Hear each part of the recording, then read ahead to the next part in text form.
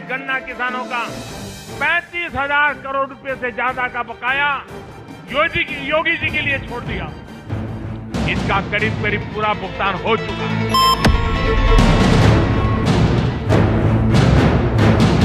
14-15 का जो बकाया है, 15-16 का बकाया है, इसको 2 महीने के अंदर भुगतान कर दिया जाए, और नहीं तो केवल पर चीनी मिल के प्रबंधन ही नहीं, मालिक के खिलाफ भी कार्रवाई होगी। क्या गन्ना किसानों का भुगतान कर वोटों की फसल काटेगी बीजेपी? में गन्ना गेम चेंजर बनेगा? गन्ना किसानों की जिंदगी में कितनी मिठास खुली?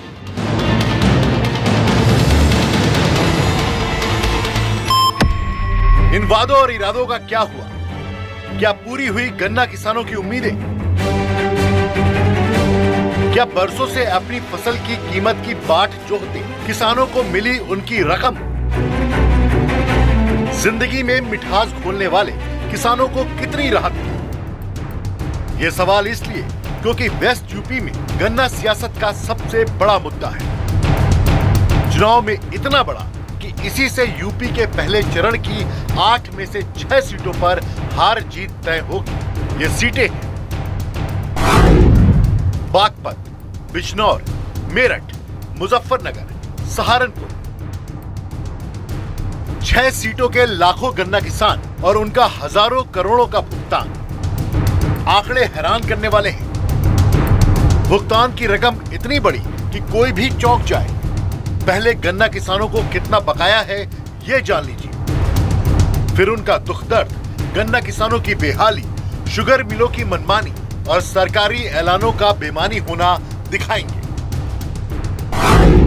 यूपी में गन्ना किसानों का कुल 22,175 करोड़ रुपए बकाया था, जिसमें 12,339 करोड़ रुपए का भुगतान अब तक हो चुका है। यानी अब भी गन्ना किसानों का कुल 10,074 करोड़ रुपए का बकाया बचा है। गन्ना किसानों ने उनकी कितनी कीमत चुकाई? क्या गन्ना किसान अब खुश है? न्यूज 18 इंडिया की टीम इसे जानने पहुंची इन किसानों के बीच। पश्चिमी यूपी के खेत खलिहान, चौपाल, गांव और शहरों में मिले गन्ना किसानों के दिल का हाल अब सिलसिलेवार ढंग से देख। पथ में चुनावी माहौल चरम पर है। नेताओं की प्रचार गाड़ियां जहां तहां दिख जाएंगी। खुद नेता भी चुनाव प्रचार में जुटे हैं। यहाँ बीजेपी के सांसद सत्यपाल सिंह से सपा बसपा आरएलडी गठबंधन के उम्मीदवार जयंत चौधरी का सीधा मुकाबला है। ढोल नगाड़ों के साथ महंगी गाड़ी में फूल मालाओं से लदे हुए सत्यपाल सिंह चुनाव प्रचार करते दिखे। सत्यपाल सिंह ने दावा किया कि 22 साल में पहली बार बागपत के गन्ना किसानों का पूरा भुगतान किया गया है। पहली बात तो ये है, न तो मीडिया के लोगों को मालूम है, और जो बोल रहे हैं उनका जो राजनीतिक जो है उद्देश्य है। पहली बार 22 साल में गन्ने का पूरा भुगतान जो बागपत में हुआ है, ये पहली बार हुआ है। सत्यपाल सिंह के दावे में कितना दम है, अब ये गन्ना किसानों से जानिए। एक साल का दाव लें, 1 साल का दे दें। अभी कब तक का मिला है? अभी पिछले साल का मिल गया जी। पिछले साल? हाँ जी, पूरे दिसंबर तक का मिल गया है। पूरे दिसंबर तक का। इस साल का नहीं मिला है? इस साल का 5 दिन का मिला। कोई व्यवस्था नहीं है, पर्ची कोई व्यवस्था नहीं टाइम पे मिलती। हाँ। तो परेशानी है सब। गन्ना किसानों की शिकायतें पूरी तरह खत्म नहीं, जबकि बीजेपी नेता सत्यपाल सिंह गन्ने के मुद्दे को विरोधियों की राजनीति बताते हैं। जो आरएलडी के लोग बोलते हैं वो पिछले 20 सालों से गन्ने की पॉलिटिक्स करते थे। पैसे लेकर के धरने पे बैठते थे और पैसे लेकर के धरने से उठते थे। पहली बार ईमानदारी के साथ इतना काम हुआ है। इसलिए एक भी मुद्दा ऐसा विरोधी पक्ष के पास नहीं है जिसको ले सकें, जिसको भुना सकें। बागपत में जयंत चौधरी गन्ना का मुद्दा तूल दे रहे हैं, तो मुजफ्फरनगर में उनके पिता अजीत सिंह गन्ना किसानों की परेशानी को भुनाने में। मुजफ्फरनगर चुनावी रंग में रंगा है। जगह जगह चुनावी कार्यालय बने हैं, पार्टियों के बैनर पोस्टर से दीवारें पटी हैं। मुजफ्फरनगर लोकसभा सीट पर आरएलडी के चौधरी अजीत सिंह और बीजेपी के संजीव बालियान के बीच कांटे की टक्कर। दोनों नेता खुद को किसानों का हिमायती बताते हैं। इनके चुनावी कार्यालयों में बैठे समर्थक अपने अपने नेता की जीत का दम भर रहे हैं, लेकिन जिनके दम से जीत मिलनी है, जो गन्ना किसान मुजफ्फरनगर का मुस्तकबिल तय करेंगे, उनके मन में क्या है? हम पहुंचे हैं मुजफ्फरनगर के सौरम गांव में और यहां पर हिंदू और मुस्लिम की बड़ी आबादी है। गन्ने की क्या कंडीशन है, क्योंकि गन्ने को लेकर भी काफी ज्यादा विपक्ष ने सवाल खड़ा किया था कि 10,000 करोड़ से ज्यादा बकाया है। तो कुछ लोगों से हम बात करते हैं। जो तमाम राजनीतिक पार्टियां हैं वो तो बार बार कह रही हैं कि गन्ने का पेमेंट नहीं हो पा रहा है। आप लोगों को टाइम से हो पा रहा है? ये तो कहेंगे यहाँ सब काम ठीक है, बढ़िया। गन्ने का पेमेंट किसी एक आध मिल का रुका हुआ है, नहीं तो ज्यादातर किसानों का गन्ने का पेमेंट समय से हो रहा है। इस चौपाल में गन्ने के भुगतान से ज्यादा फिक्र लोगों ने सुरक्षा के लिए जताई। महिलाएं खुद को पहले से ज्यादा महफूज मानती हैं। हम तो मोदी को वोट देंगे, जहाँ संजीव बालियान कहेगा वहाँ देंगे। अच्छा, उधर तो भाई मोदी है, हमारे तो सौरभ में सुरग आ रहा मोदी, हम तो मोदी रहे बस। अच्छा, गुंडागर्दी सब खत्म होगी, कहना इसकी संजीव बालियान का वोट देंगे, बढ़िया सही। दंगों की आग में झुलसे मुजफ्फरनगर की यादें जिनके ज़हन में ताजा हैं, उनके लिए गन्ना कोई मुद्दा नहीं। लेकिन बाकियों का क्या, जिनका गुजर बसर गन्ना बिना नहीं होता। जो किसान लोग हैं वो गन्ना उगाते हैं और उनको उसका उचित दाम भी नहीं मिल पाता। तो इसलिए जो है वो काफी परेशान है किसान भी हमारे यहाँ का। उनकी जिंदगी गन्ने की खेती पर निर्भर है। जो अपना खून पसीना एक कर गन्ना उगाते हैं वो किसान दुखी हैं। नाराजगी इतनी कि कैराना के कुछ किसानों ने चुनाव बहिष्कार तक का मन बना लिया। सुरेश राणा जो गन्ना मंत्री हैं इस इलाके में हैं, क्या आप लोगों का गन्ना का भुगतान हुआ? गन्ने को लेकर किसी तरीके की दिक्कत? गन्ना खेत में खड़ा जी, भुगतान बहुत कम है, दिसंबर का भी नहीं है पूरे। हाँ जी, तो बहिष्कार करेंगे, इनका वोट नहीं गिरा, पहले नहीं दी थी हमने। किसानों को गन्ने की कीमत तो मिल रही है, लेकिन मिल मालिकों की मनमानी और सरकारी कर्मचारियों की नाकामी से अब तक निजात नहीं मिली। किसानों के गुस्से की सबसे बड़ी वजह यही है। इसीलिए कुछ किसानों ने चुनाव में नोटा का बटन दबाना तय किया है।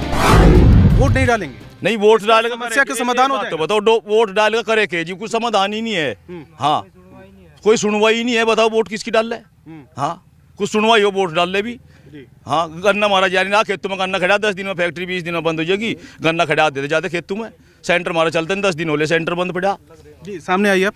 जी आप बताइए कि आप बताइए कि इसकी वजह क्या है जो भुगतान नहीं हो पा रहा है या गन्ना पहुंच नहीं पा रहा है? यहाँ सबसे बड़ी मेन समस्या ये है कि ये गन्ना क्रय केंद्रों पे घटतोली कर रहे हैं और मिल के अंदर उससे ज्यादा घटतोली कर रहे हैं। घपले और घालमेल का यह खेल कैराना की थाना भवन विधानसभा सीट पर जारी है, जहां के विधायक सुरेश राणा यूपी सरकार में गन्ना विकास और चीनी मिल के मंत्री हैं। हालांकि ऐसी परेशानी से सभी किसान परेशान हैं, ऐसा भी नहीं। शामली की शुगर मिल में गन्ना किसानों ने बताया कि पहले से हालात बदले, सुधार हुआ है। अब गन्ने का भुगतान भी वक्त पर होने लगा।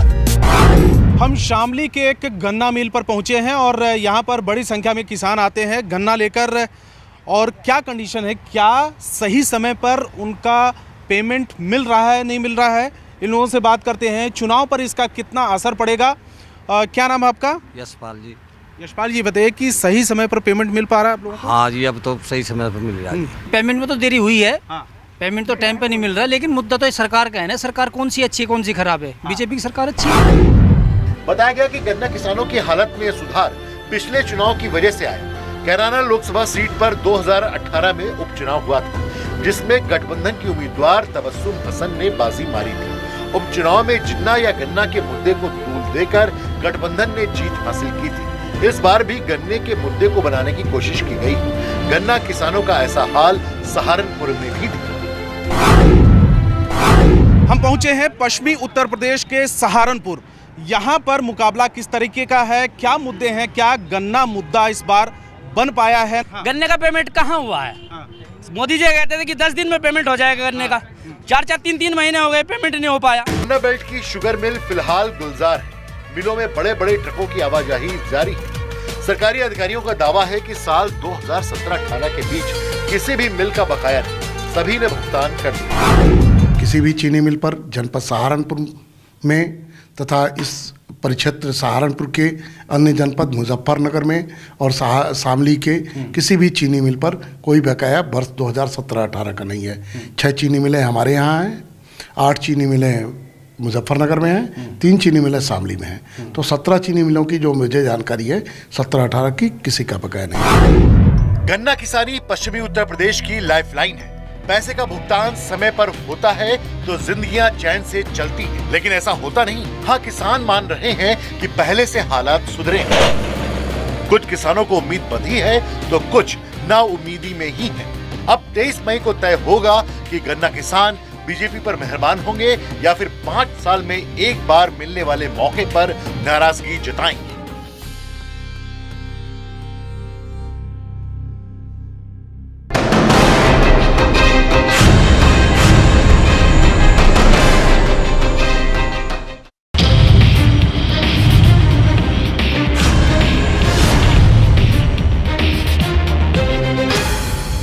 सादा चूल्हा था, कच्चा मकान था हमारा। बच्चे भी हमारे बहुत सी बार भूखे ही सो जाते थे बारिश में बैठ के रात काटते। अब हम सुकून से जिंदगी जी रहे थे, क्योंकि वो सबको मतलब बहुत सहायता दे रहे हैं। आज तक किसी ने सहायता नहीं दी। जो अपनी तरफ झुकेगा उसी की तरफ तो झुकेंगे हम भी। अच्छा, तो इसी वजह से हमें बहुत खुशी है उनकी तरफ से। दिल में तो हमारी ये जो हमारे हैं, जो हमारे लिए कर रहे हैं, हमारे दिल में तो वो हैं। इस सरकार ने फायदा करा, वोट तो उन्हीं को जानी चाहिए, वोट जाएगी भी उन्हीं को। जिसने हमें गैस चूल्हा दिया है उसी के लिए सोचा है मैंने। रोज नई तरह के गम टूट रहे हैं, हर रोज नई तरह के गम टूट रहे हैं। महसूस ये होता है कि हम टूट रहे हैं। जिन्हें जिंदगी सुधार दिया उसको ओढ़ देंगे।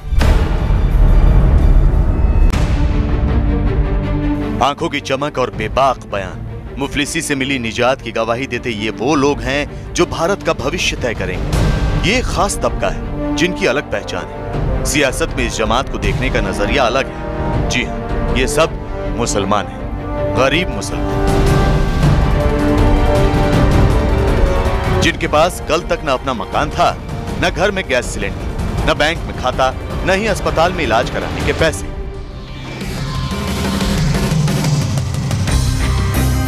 लेकिन इन्हें एक तदबीर मिली, तब तकदीर बदली, और अब दावा यह है कि ये सब के सब उसे ही इस मुल्क का मुस्तकबिल चुनेंगे जिसने जिंदगी बदली। क्योंकि मंदिर मस्जिद मजहब से परे हैं इनके चुनावी मुद्दे। धर्म, जाति, बिरादरी से इन्हें कुछ भी लेना देना नहीं। इन्हें तो अपना मददगार चाहिए, इन्हें तो हिंदुस्तान का तारणहार चाहिए। गुर्बत में जीने वाले मुसलमानों का मददगार कौन है? 2019 के चुनाव में मुसलमान के मन में क्या है? किसे मिलेगा उत्तर प्रदेश के मुसलमानों का वोट? न्यूज 18 इंडिया की टीम यूपी के बड़े मुस्लिम आबादी वाले 6 जिलों में मुसलमानों के मन की बात जानने पहुंची। मुस्लिम समुदाय के दिल में क्या है, उनके मुद्दे क्या हैं, वोट किसे और क्यों देंगे, मौजूदा सरकार के बारे में क्या सोचते हैं मुसलमान, नई सरकार से क्या है मुसलमानों की उम्मीदें। एक एक कर सभी सवालों के जवाब बताएं, उससे पहले मुसलमान वोटों की तादाद जान लीजिए ताकि इनकी अहमियत को समझना आसान हो जाए। उत्तर प्रदेश में कई लोकसभा सीटों में मुसलमानों की आबादी 20 से 55% तक है। यूपी की राजनीति का रुख मोड़ने वाली जमात का मिजाज कैसा? मुसलमानों के मन की बात सुनिए। सबसे पहले शुरुआत मुजफ्फरनगर से। हम इस वक्त मौजूद है मुजफ्फरनगर के सरवट इलाके में, और ये वो इलाका है जहां मुस्लिम आबादी अपना गुजर बसर करती है। जानते हैं यहाँ की वोटर्स का मिजाज आखिर क्या है, आखिर कौन से ऐसे मुद्दे उनके जहन में है जिनको आधार बनाकर वो आने वाली सरकार को चुनेंगे और यहाँ का सांसद भी बनाएंगे। मुजफ्फरनगर का मदरसा महमूदिया सरवट मुसलमानों का मिजाज जानने की सबसे सटीक जगहों में से एक है। यहाँ पढ़े लिखे मुसलमानों की अच्छी खासी तादाद मिलती है। 2019 के चुनाव में ज़हीन मुसलमान की सोच क्या है, सुनिए। हम चाहेंगे कि ऐसी सरकार हमारे यहाँ आए हिंदुस्तान में जो अमन कायम कर सके और मुसलमानों की तालीमी और माशी ज़िंदगी में वो बेहतर काम करे और हमारे जो मामलात हैं दीनी मामलात उनमें दखल अंदाज ना करें। विकास तभी हो सकता है जबकि ये नफ़रत यहाँ से ख़त्म हो जाए इंडिया से, और मोहब्बत और प्यार से मतलब है हिंदू और मुसलमान मिलकर रहे हैं यहाँ पर। अच्छा। तभी इसका हिंदुस्तान का विकास हो सकता है, वरना विकास मुमकिन नहीं है। 3 तलाक का मुद्दा एक बड़ा मुद्दा बीजेपी सरकार में, मौजूदा सरकार ने उठाया और उसका एक बिल भी पास किया। क्या कहेंगे, वो महिलाओं के हक में और आपके लिए क्या है वो? नहीं, वो गलत है बिल्कुल, और वो हमारी शरीयत में मुदाखलत है। किसी को अमन पसंद मुल्क की दरकार है, किसी को अपने शरीयत में दखल अंदाजी की फिक्र। मदरसे में तालीम लेने आए बच्चे इन सब से बेपरवाह अपनी दुनिया में मगन है। राजनीति और चुनाव बच्चों के लिए बेमानी जो है। लेकिन क्या मुजफ्फरनगर के सभी मुसलमान मजहबी मुद्दों पर वोट करेंगे? उन मुसलमानों के दिल में क्या है जिनके लिए रोजी रोटी का जुगाड़ सबसे बड़ी चुनौती है? ये जानने के लिए मुजफ्फरनगर की संकरी गलियों से गुजरना होगा। जिन गलियों में छोटे छोटे मकान हैं, इन मकानों पर मालिक का नाम और सरकारी योजना का नाम लिखा है। मकान में दाखिल होने पर फरीदा बानो मिली। एक कमरे के आशियाने में दुनिया जहान की खुशियां बसाए फरीदा को सुनी। हमने बहुत बुरे दिन काटे, बहुत परेशानी में थे, बैठ के रात काटते थे, बच्चे बहुत सी बार भूखे भी सो जाते थे। अच्छा, इससे पहले आप कहाँ रहती थी? यहीं पे रहते थे। कच्चा था मकान हमारा, कड़ियों का था, छिया कर था, कच्चा था। अच्छा, अब ये इस योजना का इस्तेमाल करके आपको कितना फायदा महसूस हो रहा है? जीवन कितना आसान हुआ? बहुत आसान हुआ, बहुत फायदा हुआ। अब तो हमें ये भी नहीं पता कब बारिश हो रही है, कब बंद हो रहा है। प्रधानमंत्री आवास योजना के साथ फरीदा बानो उज्ज्वला योजना और राशन कार्ड की भी लाभार्थी हैं। फरीदा जैसी ही कहानी शबनम की है। शबनम का खाता पहली बार बैंक में खुला और अब उनका कच्चा मकान पक्का होगा। नहीं, हमने फॉर्म भर रखा है। तो बोल रहे हैं कि बैलेंस लगा हुआ है और अब आ जाएगा। अच्छा, और भी कोई योजना है जिसका इस्तेमाल आपने किया है? जीरो बैलेंस का खाता खुलवाया। सरकारी मदद से मुस्लिम महिलाएं बेहद खुश हैं। सरकार का गुणगान करने से भी इन्हें परहेज नहीं। तो क्या किसान, कारोबारी मुसलमानों की भी राय इनसे मिलती जुलती है? बाजार में लोगों का मूड कैसा है?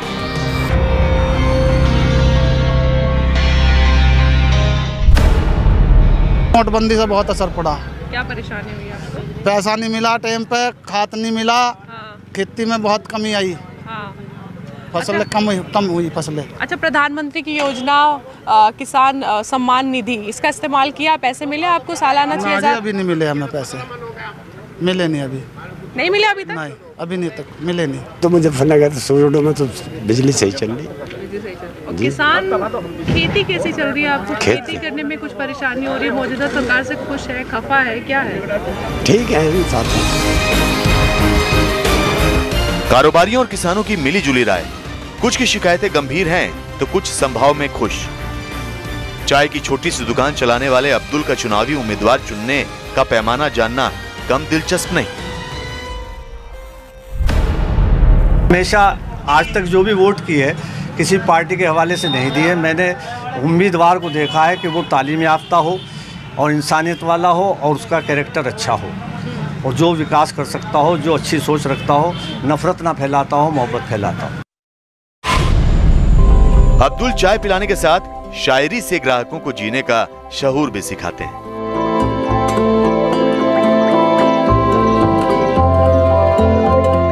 अब्दुल की चाय की बगल में हाजरा रहती। हाजरा की नई दुनिया बस रही है। उनका आशियाना सरकारी मदद से संवर रहा है। छत डल जाए हमारा और जी बस अपने बच्चों में अपना छत में रह ले, दूसरों के घर इस तरह परेशान हो रहे हैं जी, हमें बहुत खुशी होगी। मुजफ्फरनगर से करीब 65 किलोमीटर दूर सहारनपुर की मुस्लिम महिलाएं भी क्या हाजरा जितनी ही खुश हैं। ये सहारनपुर की तबस्सुम का घर है जहां इस वक्त हम मौजूद है। तबस्सुम हमारे साथ है। तबस्सुम जी, आप कब से यहाँ रह रही है सहारनपुर में? 10 साल से रह रहे हैं। अच्छा, 10 साल हो गए हैं। अच्छा, ये बताइए, मौजूदा सरकार को 5 साल हो गए हैं, कुछ कोई सुविधा आपको मिली है उस सरकार से? जितनी सारी योजनाएं आई है, एक तो चूल्हा, एक गैस सिलेंडर मिले थे। हाँ जी। और उसके बाद अच्छा, आपने उज्ज्वला योजना, ये गैस और चूल्हा जो आपके पीछे है वो आपको मिला है? जी। अच्छा, ठीक है। अब दोबारा से 11 अप्रैल को सहारनपुर वालों को वोट करना है, तो क्या सोचा है, किसको, कौन है मन में, कौन सी बात होगी? जिनने जिंदगी सुधार दिया उसको वोट देंगे।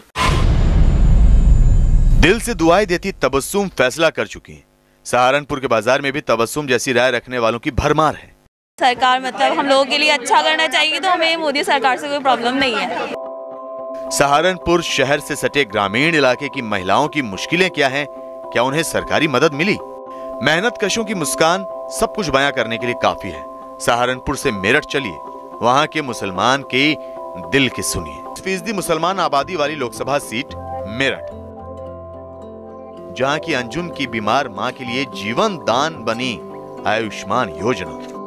इतनी खुशी है कि अगर हमारे पास बाई चांस पैसे नहीं है और हमारे घर में मरीज, ये मेरी मम्मी है, इनकी तबीयत ख़राब रहती है और कभी अचानक इनकी तबीयत ख़राब हो जाती है, हम हॉस्पिटल लेके जाते हैं तो पैसा नहीं हो पाता इस टाइम पे। लेकिन हमें जो ये लाभ मिला है प्रधानमंत्री जी का, तो हम इनको कार्ड को लेके जाएंगे, हमारा सब कुछ फ्री में होगा, तो हम बहुत खुश हैं इस चीज़ से कि हमारे प्रधानमंत्री जी ने हमारे लिए इतना सब कुछ किया, तो हमें भी कुछ करना चाहिए इनके लिए। अंजुम की मां की सेहत सुधरी तो शमशाना का नया बैंक खाता उनकी खुशियों की आमद बना। ये अकाउंट खुलवाने के बाद आपको कितनी सहूलियत महसूस हुई? कितनी सहूलियत महसूस हुई है जब से इन्होंने खाता खुलवाया, जब से बहुत फायदे हुए हैं। तो इससे पहले आपका कोई खाता नहीं था? खाता नहीं था, इससे पहले यही खाता है हमारे पास। शमशाना सी कहानी स्टोव पर खाना बनाने वाली शबीना की भी है। शबीना के लिए गैस सिलेंडर खुशियों का खजाना है। मैं स्टोव पे काम करती थी, जब वो तेल नहीं मिलता था तो फिर स्टोव पे वो गैस पे काम करना पड़ता था। 100 रुपए किलो में गैस मिलती थी वहाँ में, फिर बहुत ज़्यादा परेशानी होने लगी। फिर जब मैंने फॉर्म भरा तब ये इसमें नंबर आया, फर्स्ट आई को मुझे मिल गया ये 1 जनवरी। अच्छा, तो आप बहुत खुश है उज्ज्वला योजना से? ज़्यादा खुश हूँ मैं, बहुत ज़्यादा खुश। अलीगढ़ शहर जहाँ मोहम्मद अली जिन्ना से जुड़े विवाद जन्म लेते हैं, उस शहर के आम बाशिंदों का चुनावी मुद्दा चौंकाने वाला है। 20% मुसलमान आबादी वाले अलीगढ़ में मुस्लिम महिलाओं के मन की बात सुनिए।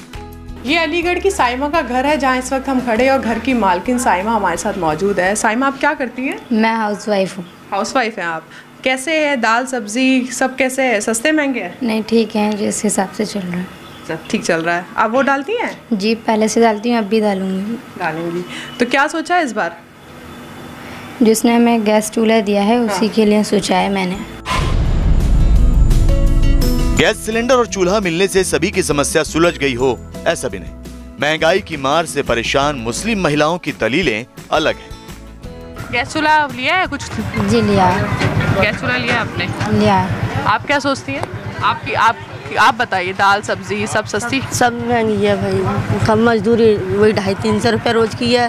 और वही सब्जी 50, 40, 30, आटा 24-25 रुपया किलो। और गरीब आदमी है, कहाँ से लावे इतना, कहाँ से करे। अलीगढ़ की मुसलमानों की सरकार से शिकायतें सफाई, सड़कों से लेकर विकास के कई कामों को लेकर है। कोई विकास नाम की चीज नहीं हो रही है जो कि होनी चाहिए मुस्लिम इलाकों में। ना तो कोई सफाई व्यवस्था है, ना सड़क व्यवस्था है, नाले हमारे सामने अटके हुए पड़े हैं। मुरादाबाद शहर का हुस्न एक छत से दिखती मस्जिदों की मीनार और मंदिरों की धर्म ध्वजाएं हैं। शायरों की शहर का मिजाज एक शायर की जुबानी सुनिए। हर रोज नई तरह के गम टूट रहे हैं, हर रोज नई तरह के गम टूट रहे हैं, महसूस ये होता है कि हम टूट रहे हैं। इसी मुरादाबाद की शबनम के सपनों का घर 6 महीने पहले बना। सरकारी मदद से बने इस मकान की दरो दीवार की कहानी शबनम सबको सुनाती। 2019 के चुनाव में पहली बार वोट डालने जा रही मुस्लिम लड़कियों की मन की बात भी जान लीजिए। इस बार ऐसी सरकार आनी चाहिए जो युवाओं को रोजगार दे। नई पीढ़ी रामपुर में चली आ रही राजनीति की रवायत बदलने को बेताब है, तो वहीं पुरानी पीढ़ी भी इनके सुर में सुर मिला रही है। कैसे बना रही हैं आप घर? उसी की वजह से बहुत परेशानी थी हमें, मोदी जी की वजह से ही परेशानी तो है इंशाल्लाह। जिन्हें मदद मिली वो खुश हैं, जिन्हें और भी ज्यादा की उम्मीद है उनके शिकवे। आमतौर पर बीजेपी और मोदी की विचारधारा से मेल ना रखने वाले मुसलमानों की राय अब बदली है। इसलिए 2019 के चुनाव में मुसलमान विकास के मुद्दे पर वोट करेंगे। ये बात और है कि मुसलमानों के मन में क्या है, ये 23 मई को चुनावी नतीजों से ही तय होगा।